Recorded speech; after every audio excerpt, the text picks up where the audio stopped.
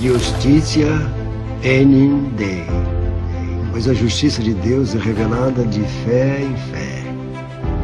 Como está escrito, o justo viverá pela fé. E então? O homem vive pela fé e é justificado por ela, e não por aquilo que faz para si mesmo. Seja a adoração de relíquias, o canto nas missas, peregrinações a Roma, a compra do perdão por seus pecados, mas pela fé naquilo que Deus já fez por ele através de seu Filho. Dr. Martin, se você deixar o cristão viver só pela fé, se você acabar com estas boas obras, o que colocará em seu lugar? Cristo. O homem só precisa de Jesus Cristo. –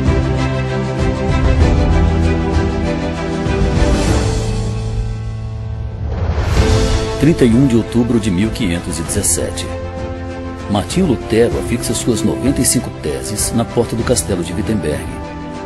Ele denunciava a deturpação do Evangelho, a venda de indulgências, a corrupção da igreja e chamava o cristão ao arrependimento e à fé. A justificação pela fé se tornaria o artigo pelo qual a igreja permaneceria de pé ou cairia. Essas convicções levaram muitos a firmarem o seu protesto quando desafiados a abandonar a reforma. Junte-se conosco para louvarmos a Deus pelos 500 anos de reforma protestante.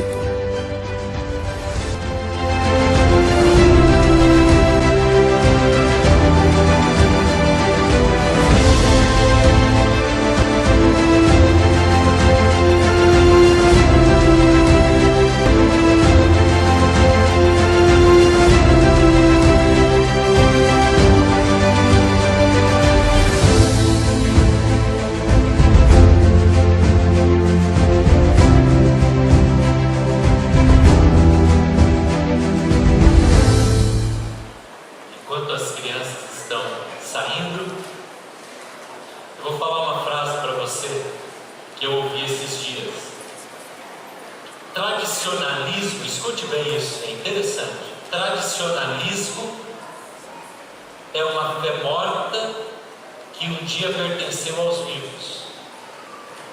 Tradicionalismo é uma fé morta que um dia pertenceu no passado aos vivos. Mas tradição é uma fé viva que um dia foi recebida dos mortos, dos que já passaram. Quando nós falamos em reforma, nós queremos falar sobre tradição e não sobre tradicionalismo. Porque o tradicionalismo, o ritualismo, a religiosidade vazia mata.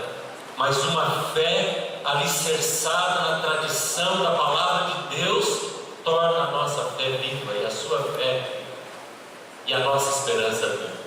É sobre isso que nós queremos compartilhar neste período que nós estamos celebrando a reforma.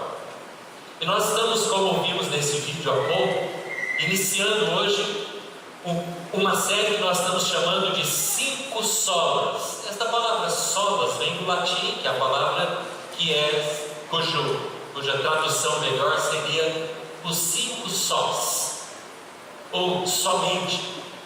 Então, nós estudaremos nestes próximos domingos, a partir de hoje, 5 afirmações, 5, que são fundamento, e nós diremos somente estas 5 coisas. Foram as afirmações decorrentes da reforma. Hoje, nós vamos ver como está aqui a primeira afirmação, que é somente a Escritura. E esta tem que ser de fato a primeira, sabe por quê? Porque em cima da Escritura, isto é, da revelação de Deus, da Bíblia, é que nós fundamentamos os outros aspectos da fé cristã. Se você joga fora a Bíblia, se você coloca a Bíblia como algo falível e que não tem tanta importância, qualquer coisa que você disser ou alguém disser pode ser tido como verdade.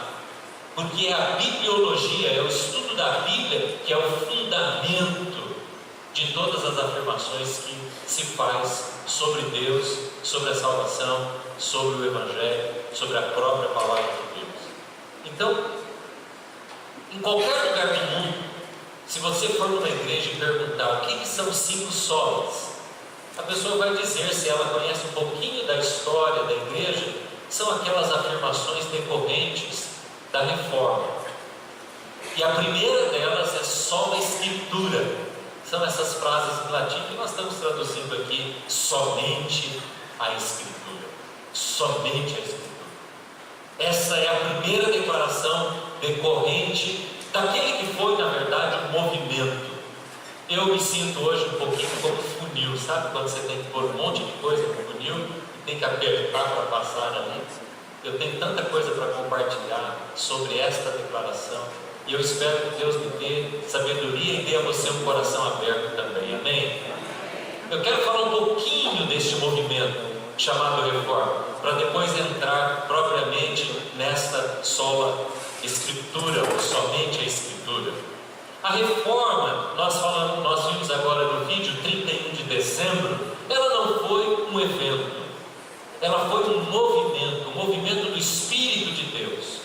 E quando Deus quer reavivar a sua igreja, e Ele sempre quer fazer isso, Ele começa a fazer isso nas bordas. Não se decreta avivamento. Ninguém pode chegar na frente de uma igreja, na frente de uma denominação, e dizer, bom, a partir de hoje nós vamos buscar e vamos ter um avivamento na nossa igreja. Mas começa com gente que se debruça na palavra de Deus e põe os seus joelhos em oração. E a história dos avivamentos, dos movimentos do Espírito Santo, em toda a história da igreja você vai ver que ele começou sempre com um grupinho da igreja, com mulheres, com homens, com jovens, às vezes com crianças, com uma pessoa que começou a ser movida pelo Espírito Santo, e essa verdade da presença de Deus começou a vir à tona, e aí foi alcançando pessoas e assim por diante. Esse é o movimento da reforma.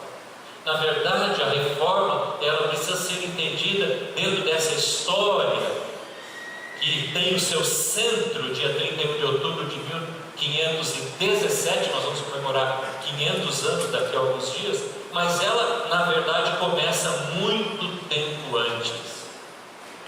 Deixa eu contar a história de um homem que viveu no final da Idade Média, esse período de 1000 anos, que começa com a queda de Roma e termina com a queda de Constantinopla, em 1400 e pouco. 1000 anos. Mas no final desses 1000 anos, quando Deus começa a agir na igreja, e este período é caracterizado por um período de trevas, um período de escuridão, um período de obscurantismo dentro da igreja. A igreja estava cheia de tradicionalismo, a igreja estava cheia de superstição. A igreja da Idade Média é uma igreja com exceções aqui e acolá, mas institucionalizada num gesso morto. A igreja toma o lugar de Roma, do Império Romano, e ela vai então dominando todos os lugares onde os seus tendões vão conseguindo alcançar. É uma igreja que deixa o povo pobre, mas que tem seus castelos de riqueza. É uma igreja que constrói catedrais enquanto o povo morre de fome. É uma igreja que deixa o seu povo ignorante. Mas algo começa a mudar. E em 1300 e pouco surge um homem. E eu quero falar deste homem para você, chamado John Wycliffe. John Wycliffe foi um inglês. E ele era um líder de uma igreja, era um pastor. E ele, angustiado pela dificuldade que as pessoas tinham na sua paróquia, na sua igreja, porque não sabiam sequer ler, não tinham uma Bíblia. E John Wycliffe é despertado por Deus para traduzir a Bíblia para o inglês. Agora, o que tem isso de extraordinário? Tem muita coisa de extraordinário. Naquela época, as pessoas acadêmicas, por exemplo, os professores de Cambridge, que já existia, começou pouco mais do ano 1100, 1200, os professores de Oxford, que também é uma grande universidade inglesa, começou em 1100 mais ou menos, eles falavam latim.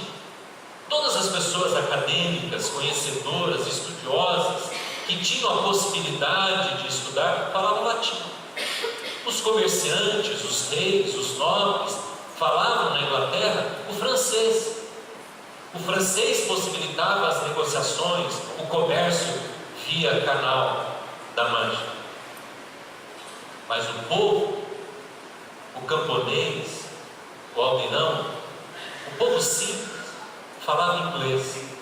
Mas era um inglês sem gramática, era um inglês rústico. Aliás, se você conhece a língua inglesa, você sabe que a gramática do inglês é muito rústica, é muito simples. Se você compara com as terminações do latim, para quem já estudou latim aqui, sabe como é. Mas nem sequer sendo o inglês rústico, uma língua simples, eles não tinham a Bíblia. E John Wycliffe tomou essa iniciativa. Eu quero traduzir a Bíblia na língua do povo. Mas o povo não sabia ler, o povo sabia falar nessa língua chamada inglês. E ele então toma a iniciativa, mas ele é perseguido dentro da própria igreja. Os líderes acima dele, o rei acima dele diz: você não pode fazer isso. E ele foi perseguido e foi impedido de fazer a tradução da Bíblia para a língua inglesa. Ele perseverou, ele foi em busca de patrocínio, de fundos financeiros, até que depois de muitos anos de insistência, ele tinha o Novo Testamento traduzido para o inglês. Foi John Wycliffe que ajudou a Inglaterra a estabelecer como língua de toda a nação o inglês. Havia uma tradução da Bíblia chamada Vulgata, que tinha sido feita por Jerônimo lá no V século. Essa era a única Bíblia naquela época que as pessoas podiam ter. Não tinha Bíblia. Lutero, que já pulando 200 anos, quando ele leu a primeira vez, e eu mencionei aqui esses dias, ele leu Samuel, a história de Ana. A Bíblia que Lutero leu, ela estava amarrada na prateleira de uma universidade, de uma biblioteca. Não se tinha acesso a Bíblia. Mas há um movimento do Espírito Santo. E quando Deus quis fazer um movimento de avivamento e despertamento e trazer a igreja de volta, a primeira coisa que Deus fez foi promover a leitura da Bíblia. Aí o povo inglês começou então a ler a Bíblia. O povo inglês começou a descobrir a sua posição. Isso revolucionou e foi preparar a Inglaterra para os movimentos de industrialização e da economia. A gente poderia falar sobre muitos outros aspectos que a reforma produziu na Inglaterra. Mas ela também começou a acontecer em outros lugares, e homens pagaram com a vida. Logo depois de John Wycliffe, surgiu um outro homem chamado William Tyndale. William Tyndale, porque quis continuar a tradução e agora da Bíblia toda, foi queimado numa fogueira. Ele foi enforcado e logo depois queimado no fogo. Pessoas que pagaram o preço com a vida porque estavam preparando o ambiente para uma grande revolução, para um grande mover de Deus, do Espírito Santo, na vida da igreja. Quando eu falo isso para você, eu compartilho com você, a gente não tem a ideia clara do que significa ter a Bíblia nas mãos. Eu tenho um aplicativo no meu celular, você tem também, provavelmente. Esse aplicativo tem 1.218 línguas, a Bíblia. Muitas dessas línguas que estão aqui neste aplicativo, inclusive você pode ouvir a Bíblia nessas línguas. Grande parte dessas 1.218 línguas. Então, para nós é muito simples, porque nós temos inúmeras Bíblias em casa, nós temos Bíblia e o acesso a elas é muito fácil, mas naqueles dias a Bíblia era restrita a poucas pessoas. E a Bíblia diz que a fé vem pelo ouvir, e pelo ouvir do quê? Da palavra de Deus. Então, como vai haver fé? Como as pessoas vão crer? Como elas vão orar? Como elas vão aprender a depender de Deus, se não for pela palavra de Deus? E essa era a grande dificuldade. E aí, lá na Alemanha, surge o nome de Martinho Lutero. Quem era Lutero? Um homem que foi usado por Deus para trazer à tona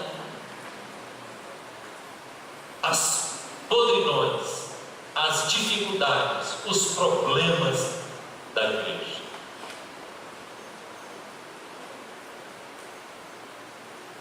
A igreja era supersticiosa. A igreja vendia o perdão. Os dias da igreja eram difíceis. A igreja estava distanciando as pessoas da graça de Deus. E Lutero começa a ter uma experiência de conversão. O pai de Lutero era um homem rico que queria prepará-lo para assumir os negócios da família. Então o pai de Lutero decide que com 15 anos ele deveria ir para a faculdade teológica. A teologia era a mãe de todas as ciências. Se você queria começar os seus estudos, você iria para a teologia. Depois você poderia ir para outras áreas. Mas antes de ir para a teologia, Lutero estava andando num bosque com um amigo, nessa faixa de 15 anos, caiu um raio, matou o amigo. A experiência de ver o amigo morto por um raio trouxe para Lutero uma concepção sobre Deus. E Deus, a partir daquela experiência, passou a ser um ser vingativo, terrivelmente cruel. E é assim que ele vai para a faculdade de teologia. Ele começa a estudar. Mas um dia, pelo agir do Espírito Santo, ele pega a carta de Romanos. E logo no início de Romanos ele lê uma frase: o justo viverá. Você conhece essa frase? O justo viverá pela fé. Lutero se converte. Ao ler esta frase, ele começa a entender que Deus resgata o homem do seu pecado não através das obras, que o homem é perdoado não pelas vendas das cartas de indulgência, que era prática, eram cartas de perdão. Você poderia comprar uma carta dessa dando uma oferta, até antes de pecar, você já pagava o preço do perdão e ganhava um documento que é certificado pela igreja que você estava perdoado. E Lutero começa a ver isso, e o Espírito de Deus começa a incomodá-lo, e ele passa por uma experiência muito difícil, assustadora, e há um filme que fala sobre a história de Lutero, de onde esse vídeo, parte dele foi tirado. Um dia, Lutero escreve 95 frases, questionando a venda de indulgências, a infalibilidade papal, a autoridade da igreja. Ele questiona a dependência que os cristãos estavam tendo de relíquias. Pra você ter uma ideia, vendia-se pedacinho da cruz de Cristo, vendia-se pedacinho da roupa dos apóstolos, vendia-se óleo que Cristo recebeu lá de Maria. A igreja vendia coisas, e parece que é um pouco similar hoje. A gente vê algumas coisas acontecendo nos dias de hoje no meio da igreja. E quando Lutero vê isso, ele escreve 95 frases, porque ele queria chamar os seus líderes, chamar o povo de uma cidade pequena chamada Wittenberg, na Alemanha, para conversar e voltar à palavra. É mais ou menos como se Lutero tivesse decidido criar um grupo de WhatsApp, e ele incluiu todo mundo no grupo e chamou todo mundo para vir à capela, à igreja, para conversar sobre aqueles assuntos. Ninguém apareceu, ninguém se interessou por aquilo. As pessoas nem sabiam ler direito. Os líderes que poderiam ler aquilo que estava escrito lá naquelas frases não tiveram interesse nenhum em conversar sobre aquele assunto. Dias depois, essa notícia cai nos ouvidos da liderança religiosa. Ele é chamado para uma reunião. E nesta reunião ele é ordenado a mudar de posicionamento, a reescrever e cancelar aquelas afirmações todas. E ele responde da seguinte maneira: a não ser que eu seja convencido pelas Escrituras, ou que a minha consciência me denuncie, eu jamais voltarei atrás daquilo que eu escrevi. E assim ele é condenado à morte. Mas numa noite vem um príncipe e envia seus soldados e o resgatam, sequestram e o levam para um castelo, o castelo de Guatemala. E ele fica ali durante alguns meses, escondido. É lá que ele escreve aquela letra do hino que nós cantamos agora há pouco: Castelo forte é nosso Deus. Você entende agora como é que tem o significado cantar isso? Porque é um homem que foi salvo da morte porque alguém o levou para um castelo. E ele está dizendo: Deus é o meu castelo. E lá, em 11 dias, ele toma o Novo Testamento em latim e alemão, em latim e no grego, e traduz para o alemão. A primeira vez que o Novo Testamento é traduzido para a língua do seu povo. Você percebe como a tradução da Bíblia, como a colocação da Bíblia nas mãos das pessoas vai fazer com que haja um despertamento espiritual. Não há despertamento espiritual, amados irmãos, sem que a palavra de Deus tome o centro das nossas vidas. Você vai ver um vídeo agora que mostra como é que é a reação de alguém que para nós às vezes tomamos como coisa tão banal, mas alguém que toma a Bíblia na sua língua pode ler. Preste atenção nesse vídeo. Essa história, essa filmagem é real. Ela foi filmada em loco já faz uns 30 anos mais ou menos, mas a mesma história continua acontecendo pelo mundo afora. Veja o que diz. Ouça e veja essa história.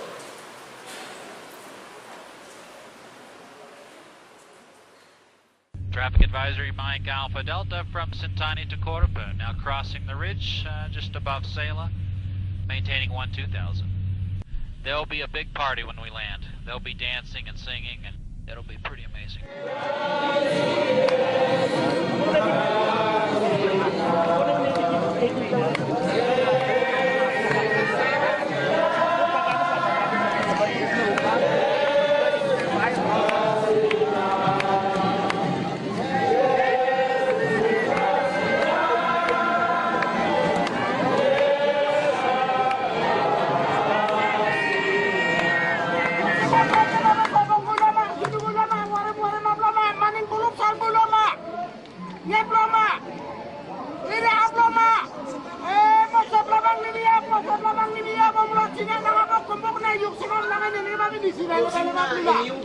Darana nyundi yibu da abna gigit memero dara memero kom simni de venena nyundi yibu nisin mati sampai wahyu gigit tangkal venena wala yosimna igin kom kiaman.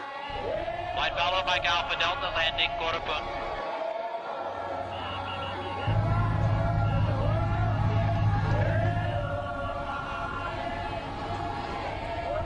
Light follow Mike Alpha Delta on the ground.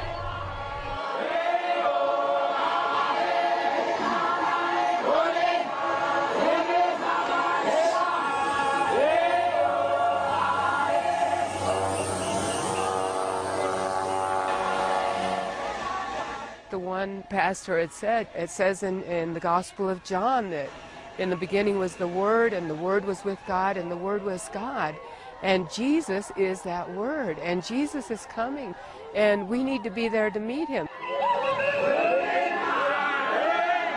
Just blew me out of the water. I thought, Lord, this is how we know that it's you doing something here.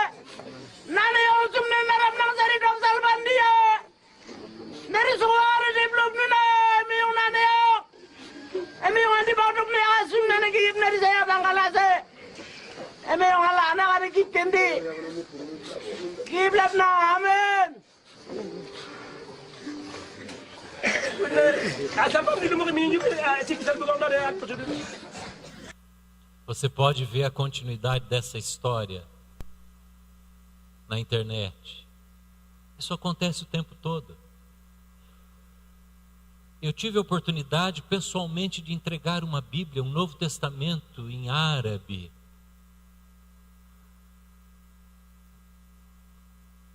Em árabe Hassania, para um grupo de pessoas que nunca tinha pego a Bíblia na mão. Você não sabe o que é isso? A sensação de pegar a Bíblia pela primeira vez nas mãos. É isso que Deus estava fazendo naquela época. E Deus é Senhor da história, você duvida disso?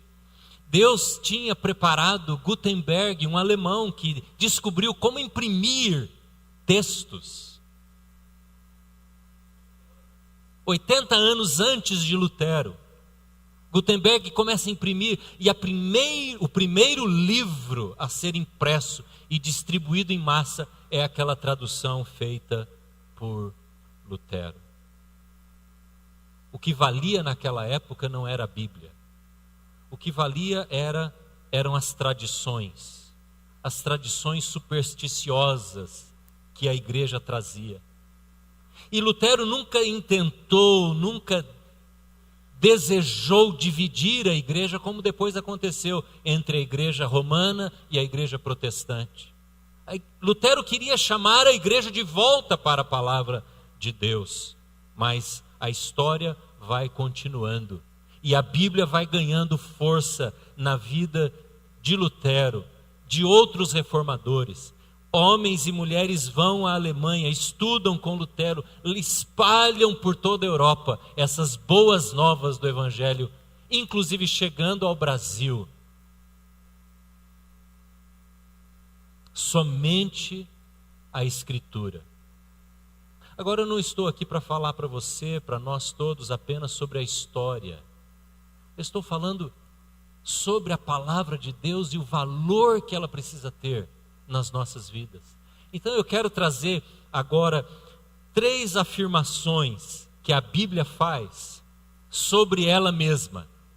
O que a Bíblia é e o que ela precisa se tornar e ser para cada um de nós. Então acompanhe comigo agora essas 3 afirmações para que a reforma tenha sentido na nossa vida e tenha sentido hoje.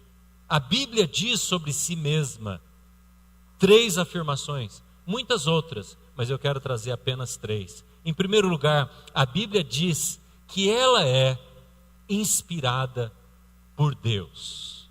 Inspirada por Deus. Esse texto que está aí na segunda carta de Pedro, aqui está faltando o capítulo, é o primeiro capítulo. Então é 2 Pedro, primeiro capítulo, versículos 20 e 21. Diz assim, Pedro está se referindo à Bíblia. É lógico que naquela época você sabe que a Bíblia toda não estava completa ainda. Ele mesmo estava escrevendo essa carta, o apóstolo Pedro. João escreveu depois da revelação do Apocalipse, já na última década do primeiro século. Mas quando ele diz ele traz esta afirmação que eu vou ler para você, ele está se referindo a toda a revelação que depois então se torna para nós o que é hoje estes livros contidos na Bíblia Sagrada. Ele diz assim: nenhuma profecia provém de interpretação pessoal, pois jamais profecia alguma teve origem na vontade humana, mas homens falaram da parte de Deus, movidos pelo Espírito Santo. Eu quero dar ênfase nessa frase: movidos pelo Espírito Santo. Se você tem caneta, anote esse texto para você conversar na sua célula depois. Homens falaram da parte de Deus, movidos pelo Espírito Santo. Sabe quando era usada esta expressão, movidos? A palavra grega usada aqui era usada também para os barcos à vela. Sabe o barco quando ele é soprado pelo vento e ele vai então, não é, singrando as águas ali do mar? Essa era a palavra usada. Pedro então, que era pescador, entendia muito bem de vento e vela, ele diz: a palavra de Deus é soprada pelo Espírito Santo. Foi assim que homens sentaram e tiveram esta revelação, esta inspiração, este sopro do Espírito de Deus para escrever. Então, quando você lê a Bíblia, quando você pega as Escrituras na sua mão, essa tem que ser a sua convicção e seu sentimento. Eu estou lendo um texto que Deus soprou. Deus soprou. Por isso ela é viva. A palavra de Deus é viva, a carta de Hebreus fala. Porque Deus colocou a sua própria vida, assim como Ele fez naquele boneco de terra. Lembra? Quando Deus sopra as narinas, e Adão se torna, e o homem se torna ser vivente, e ganha vida, e ganha alma. Assim também Deus fez com estes que escreveram as Escrituras. Então você lê os escritos de Moisés, você lê os escritos de Davi, você lê os escritos de Salomão, do apóstolo Pedro, ou de Paulo, ou dos discípulos, e você está lendo alguma coisa que Deus soprou. Você crê nisso? Se você não crer nisso, a sua fé cristã está sobre uma areia movediça. Isto é alicerce, é somente a palavra de Deus. Eu vi esta cena, essa foto que eu vou mostrar para você, há um tempo atrás, numa livraria. Você consegue ver o que tem aqui? Do lado esquerdo, tem o quê? Tem um Corão, ou Alcorão, que é o livro sagrado dos muçulmanos. E do lado direito tem o quê? Uma Bíblia, na língua francesa. E me chamou a atenção por duas razões. Primeiro, o preço. Quanto custa essa Bíblia? É capa mole, é capa de papel, baratinha. Quanto custa? €1,90. Daria aí para nós, vezes 3, vezes 4, daria aí uns 7, 8, menos de R$10. Mas o Corão, aquele ali, era quase 15 vezes o preço, porque ele é dourado, capa dura, encadernação de primeiríssima. Aliás, todos eles, se você for em qualquer livraria que venda um Alcorão, você vai ver um livro desse tipo assim. Não tem capa mole, não tem capa de qualquer papel, de jeito nenhum. No islamismo, você não pode fazer o que talvez você esteja fazendo, e eu também faço, pegar a Bíblia e pôr na perna. Você não pode fazer isso. Você tem que pôr a sua mão antes. Você não pode colocar nessa tábua que você se assenta. Há uma reverência com o livro. O Alcorão não pode ser impresso como esta Bíblia está ali, e como a gente tem Bíblias baratas, você vai em qualquer livraria evangélica, com R$10 você compra talvez 2 Bíblias. Papel barato, impressão barata. Sabe por quê? Sabe por que nós cristãos imprimimos a Bíblia de forma barata? Sabe por que os Gideões, né? Quem é Gideão sabe bem, um Novo Testamento dos Gideões para ser impresso aquele pequenininho, custa R$3, se não me engano, R$5. E é distribuído assim, tem gente que faz cigarro. A gente já ouviu muitas histórias. A pessoa faz baseado na cadeia, lá na penitenciária, com folhinha do Novo Testamento. Eu já ouvi testemunho de gente que se converteu, mas antes fazia baseado com a folha da Bíblia. Por que a gente faz com que a Bíblia chegue na mão das pessoas? Não importa se é papel jornal ou se é papel de seda, se é encadernação cara ou se é encadernação barata. Porque o que importa não é o couro, a capa, não é a apresentação. O que importa é que nesta página tem a palavra de Deus, e é esta a atitude que nós temos que ter quando nos aproximamos da Bíblia. Não adianta você e eu cuidarmos desse livro, não é? As pessoas às vezes se escandalizam que o pastor chega aqui e dobra a Bíblia assim, e risca a Bíblia. Não tem problema fazer isso. Eu não estou desrespeitando a Bíblia e não vou pegar a Bíblia e jogar para lá de jeito nenhum. Como eu não pego um relógio, o meu celular, uma coisa que eu gosto e não trato mal. Mas o que importa, amados irmãos, não é o livro, a matéria, o objeto. Há pessoas que sacramentam, sacralizam e tem lá em casa uma Bíblia no armário, lá em lugar de honra, mas nunca a tem no coração. Essa Bíblia não é lida. Essa Bíblia não é tida como uma inspiração de Deus trazida do céu para o coração humano. Não adianta nada. É isso que a reforma vem trazer para a igreja. A possibilidade de ter tanto uma encadernação caríssima, e é bonito ter uma Bíblia linda. Você abre a Bíblia e um celular nunca vai dar isso, né? Ai, que delícia, o cheiro de papel, que coisa gostosa. Ou você pode ler a Bíblia no seu celular, mas você recebe como palavra inspirada de Deus, e você se põe debaixo daquela verdade. Você compreende isso? A Bíblia tem que estar no nosso coração. Se aqui estivesse escuro e eu aproximasse essa tela do meu computador aqui, do meu rosto, você veria o brilho e você veria a minha face. Quando a gente se aproxima da palavra de Deus, é isso que Deus quer fazer.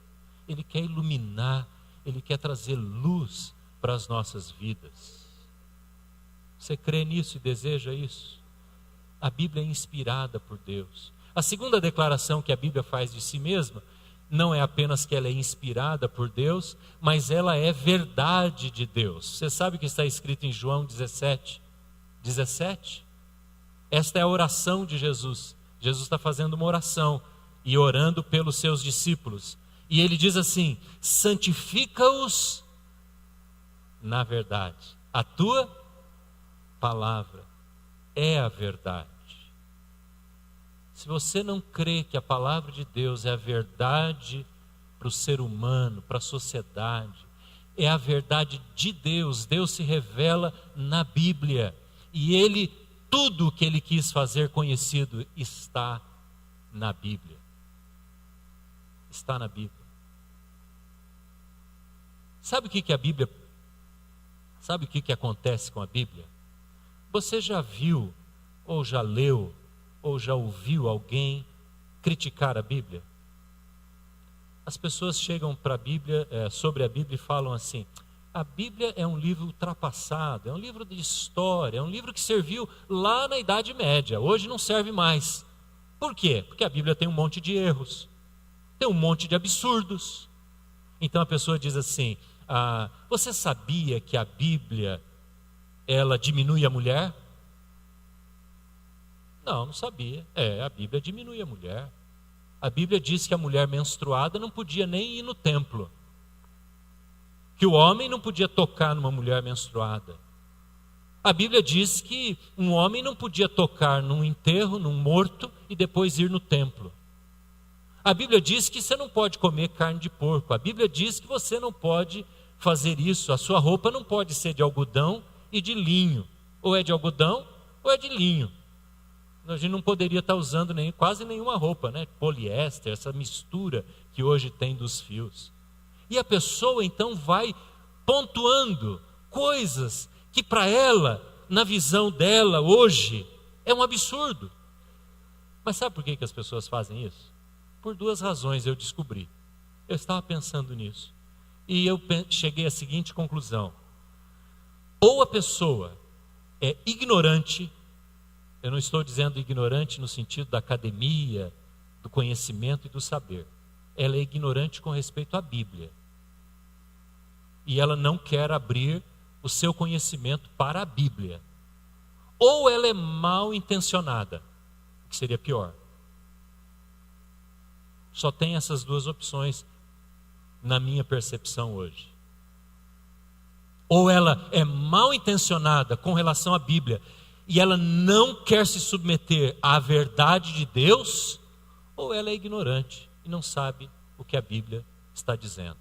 Porque há uma explicação muito fácil, que eu vou dar só a frase para você, eu não vou entrar no detalhe, mas se chama revelação progressiva de Deus nas Escrituras e na história.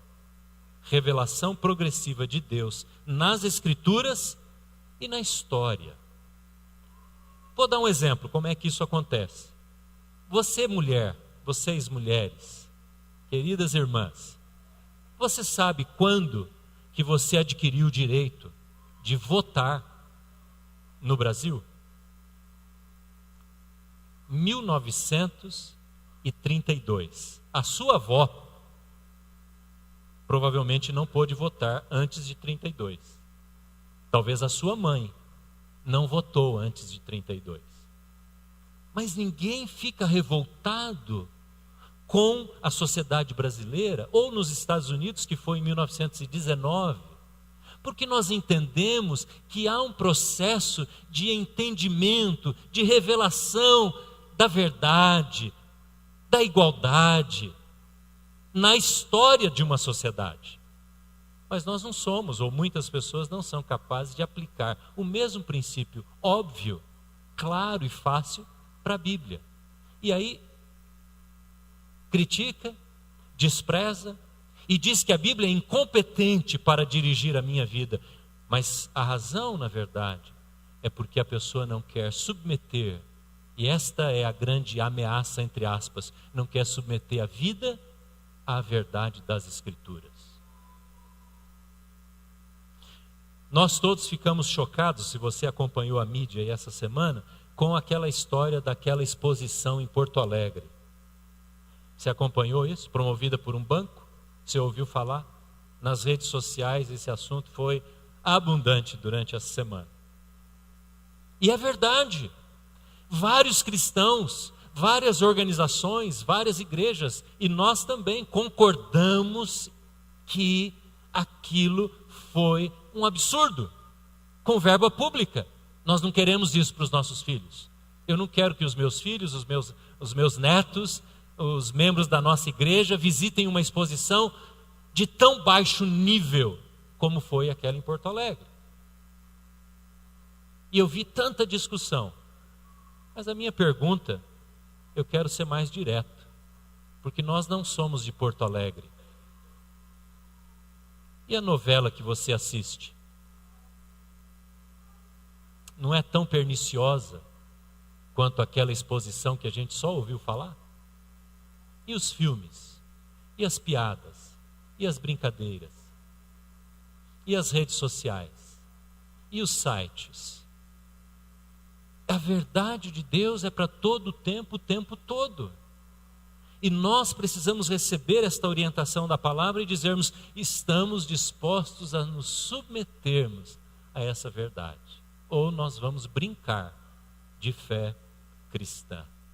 Foi assim que a igreja caminhou e caminha hoje. Quando nós ouvimos falar sobre ideologia do gênero, a Bíblia tem verdade sobre isso. A Bíblia diz, criou Deus o homem e a mulher. Assim como muitos cientistas dizem a mesma coisa, que não existe a possibilidade de uma criança se fazer homem e mulher depois pela sua própria escolha. Você nasce homem ou você nasce mulher. E esse assunto é complexo, mas esta é a verdade de Deus. Mas a sociedade, especialmente no Brasil, estão desejando, por ideologia política, descer goela abaixo dos nossos filhos. Essa mentira, que não é só uma mentira bíblica, é uma mentira científica, porque há muita gente discutindo totalmente contrário. Homens e mulheres das academias, inclusive no Brasil, dizendo isso é loucura. Eu opto pela verdade da Bíblia. Você opta pela verdade da Bíblia, porque esta é segura. A nossa tradição judaico-cristã que criou todo o Ocidente, que estabeleceu a nossa cultura, é firmada na Bíblia. A Bíblia é o centro onde toda a nossa cultura foi estabelecida. Mesmo nós aqui na América do Sul, sendo países de tradição católica, a Bíblia fez parte da história, da formação dos nossos valores. E nós não podemos deixar políticos ou sociólogos ou acadêmicos ou quem quer que seja dizer para nós o que os nossos filhos devem ouvir, receber e a orientação que devem receber nas escolas. Você que trabalha nas escolas, a sua tarefa é tão grande. Nós precisamos orar por cada professor que há aqui. Quem trabalha na área da escola, na área das faculdades, na área do ensino, levante a mão. Muita gente. Glória a Deus por você. Seja uma bênção na influência que você pode ter sobre jovens, crianças e adolescentes. Essa é a verdade da palavra de Deus. E a terceira afirmação que a Bíblia faz de si mesma é que ela é a profecia de Deus. Os textos que estão ali falam que ela é revelação do futuro, daquilo que vai acontecer. A Bíblia fala sobre a volta de Cristo, a volta de Jesus. Você sabia? Talvez você não saiba, nunca tenha ouvido falar isso. Há pessoas aqui que não sabem que a Bíblia diz que um dia Jesus voltará, que os mortos ressuscitarão, que aqueles que estiverem vivos serão transformados, a roupa vai cair, porque o corpo vai ser glorificado e vai mudar de substância, não mais carne e osso, para um corpo sem corrupção, sem destruição. Essa é a volta de Cristo.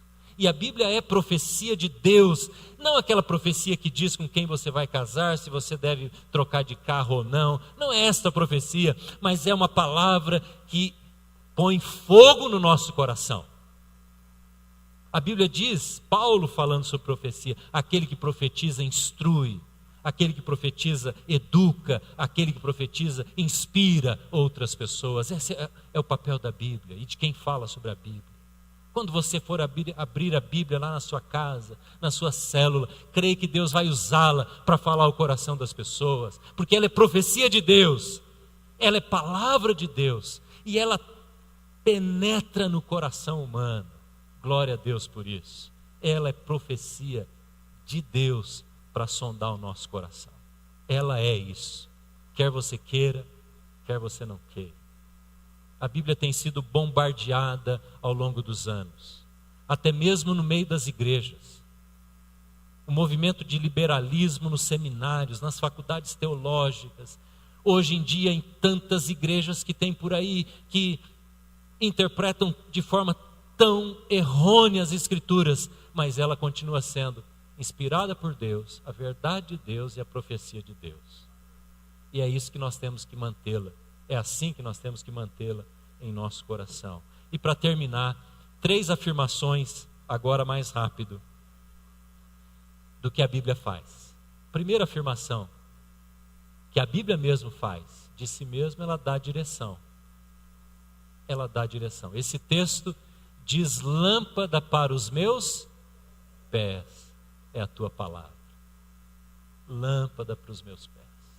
Você está precisando de decisão, de sabedoria para a condução da sua vida? A palavra de Deus é lâmpada. Ela é orientação para a nossa vida. luz para os meus caminhos. Paulo diz em 2 Timóteo, que está ali, que a Escritura, além de ser inspirada por Deus, ela é útil para corrigir, ensinar, exortar, para que o homem seja transformado, a mulher seja transformada, porque ela é instrumento de direção para a nossa vida. Irmãos, a Bíblia não fala particularidades do que você tem que fazer. Você quer fazer uma viagem de férias e gastar uma boa grana nisso? A Bíblia não vai dizer para você se você tem que fazer ou não, mas ela dá princípios. Ela ensina como lidar com dinheiro. E esse princípio, esse ensino é que vai ajudar a gente a decidir as coisas na vida. Essa é a direção da Bíblia. Agora precisa ler, precisa estudar, precisa querer ouvir a direção de Deus. Vamos falar juntos? Lâmpada para os meus pés? Lâmpada para os meus pés é a tua palavra e luz para o meu caminho. Jovem, a palavra de Deus é lâmpada para os seus pés. Se você se curvar a ela, Deus vai conduzir a sua vida. Deus vai ajudar você a tomar decisões. Lâmpada para os meus pés é a tua palavra. Uma outra coisa que a Bíblia faz, segundo lugar, a Bíblia limpa e purifica. A Bíblia limpa. Esse texto que está ali, Jesus está falando em João 15 sobre a parreira.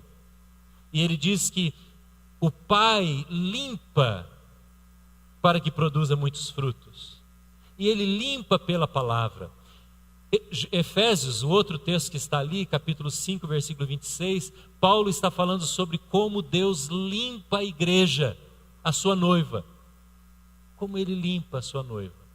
Que coisa maravilhosa. Eu perguntei de manhã, tinha um grupo grande, agora eu vou perguntar como é que as mulheres reagem aqui. Quem ainda hoje lava o arroz? Levanta a mão. Ih, todo mundo.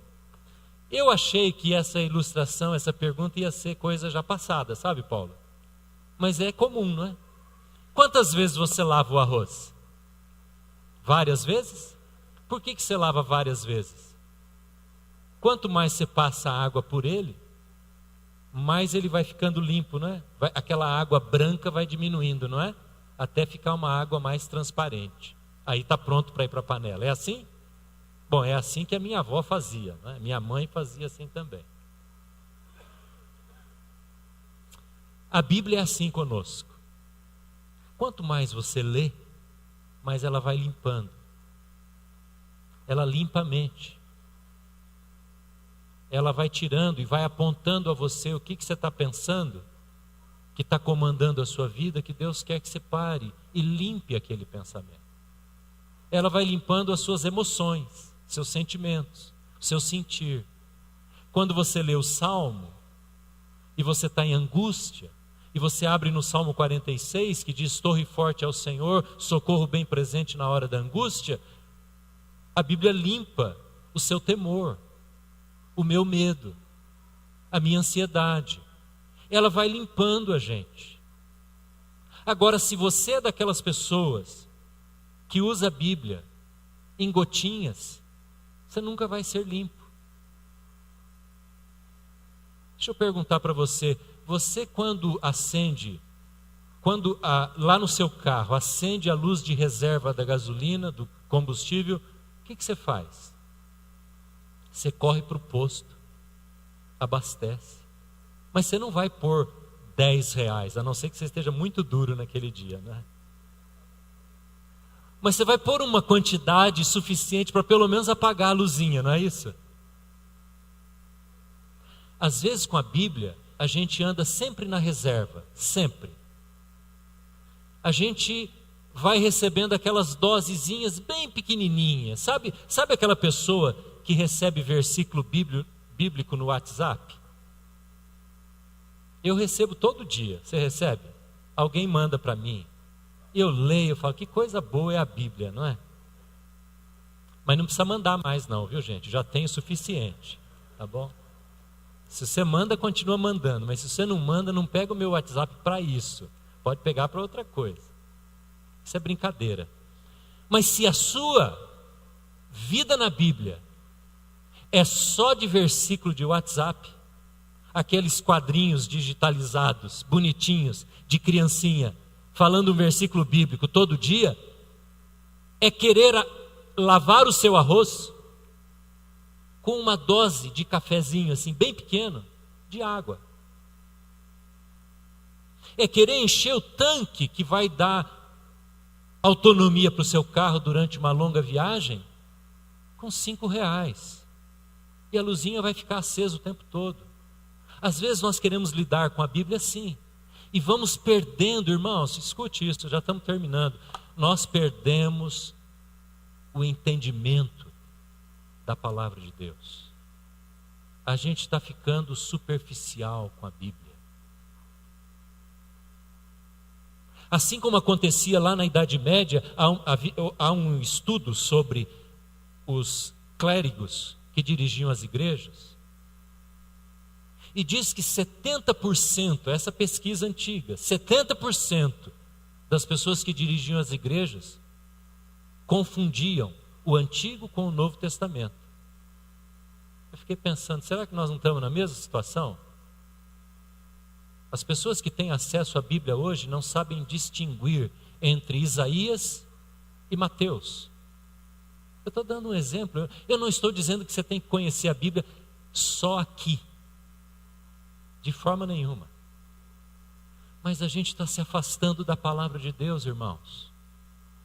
Nós estamos lendo a Bíblia com versículo pequenininho, em doses de cafezinho para lavar o arroz, numa canequinha, numa xícara, num copinho de café. Impossível. Nós temos que voltar para a Bíblia, porque ela limpa a nossa vida. Ela limpa. Você não pode ter o benefício da limpeza se não mergulhar na água. Eu ouvi uma frase uma vez que diz assim: o mais limpo não é o que menos se suja. O mais limpo é o que mais se lava.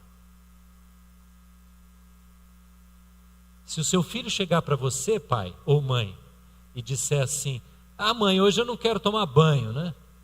Eu hoje estou limpinho. O que você vai dizer para ele? Você vai aceitar essa conversa? Ele vai dizer: mas mãe, não joguei bola hoje, eu não fiz nada, está frio, né? Inverno. Assim é em muitos países, as pessoas tomam banho só de vez em quando, né? Porque essa sensação de que eu estou limpo. Mas o mais limpo perante Deus não é o que menos se suja, mas é o que mais se lava, isto é, você acha que a sua vida está tudo bem. E quando está tudo bem, você se acha limpo, a vida está em ordem. Você não precisa da limpeza. Nós não precisamos, nós achamos que não precisamos nos colocar diante da água que limpa, que é a palavra. Mas para Deus, o mais limpo não é o que menos se suja. Porque você acha, a pessoa acha, nós achamos que não há sujeira em nós. Mas João, o sábio João, diz: se dissermos que não temos cometido pecado, a verdade não está em nós. Então todo dia, eu e você temos que ir para a Bíblia e deixar o Espírito Santo limpar a nossa vida. E por fim, a última afirmação do que ela faz, ela cura. E este salmo diz: enviei a minha palavra e ela os curou. Ela curou. A Bíblia cura casamento, mas tem que querer que ela cure. A Bíblia cura feridas da alma, mas tem que querer que ela cure. A Bíblia cura filhos, aproxima de novo filhos a pais, pais a filhos.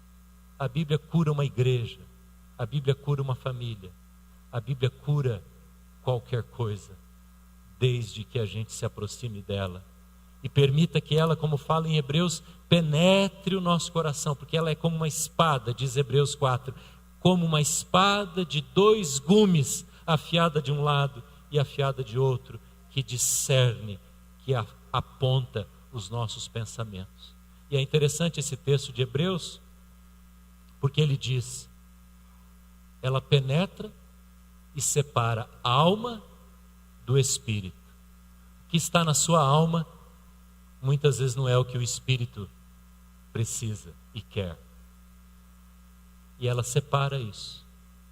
E aí você vai saber, isso está na minha alma, eu não quero que a minha alma, o meu sentimento, as minhas emoções dominem a minha vida, mas o Espírito Santo que habita no meu espírito. E aí a Bíblia faz essa separação. Poderia falar muito sobre isso, você já tem ouvido sobre este assunto. Concluindo, 3 dicas ou 3 sugestões para você.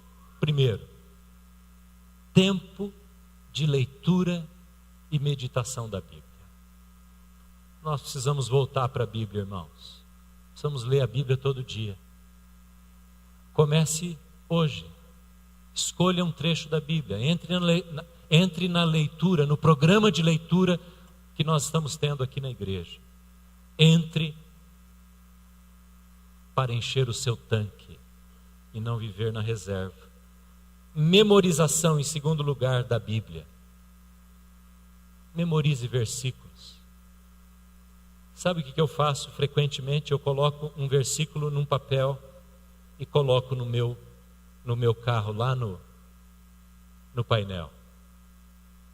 Eu quero guardar, toda hora que eu entrar ali, eu quero ler um versículo da Bíblia. Há outras maneiras, mas guarde versículos. Quantos versículos você sabe de cor da palavra de Deus? O papel dos pais. Seus filhos têm um potencial de memorização. As crianças, deixa eu falar para você, pai, para você, avô. Gaste tempo sim com seu filho, assistindo desenho, assistindo filminho da Bíblia, mas faça uma competição para ele guardar e memorizar a palavra de Deus. Dispute com ele a memorização de um versículo da Bíblia. Pague a ele se for preciso. Os adolescentes aí vão gostar dessa. Aumenta a mesada. Se você me trouxer um capítulo de cor da Bíblia, de Efésios. Eu fazia assim com a Laila e a Anne. Você não pode ser um pai distraído. Não seja uma mãe distraída. Foque a mente dos seus filhos na palavra de Deus. E por fim, a obediência. Leitura e meditação, memorização e obediência. Eu quero terminar mostrando um outro vídeo para a gente terminar, um vídeo bem curto. E você vai ver o que é alguém, novamente, pegar a Bíblia nas suas mãos. Assista esse vídeo.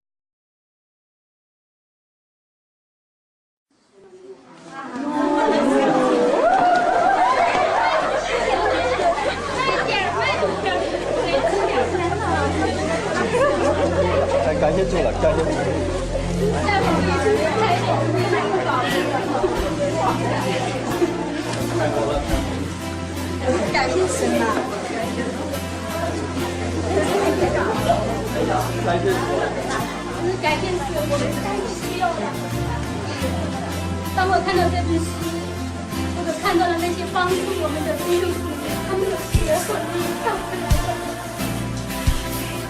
这是我这个时候去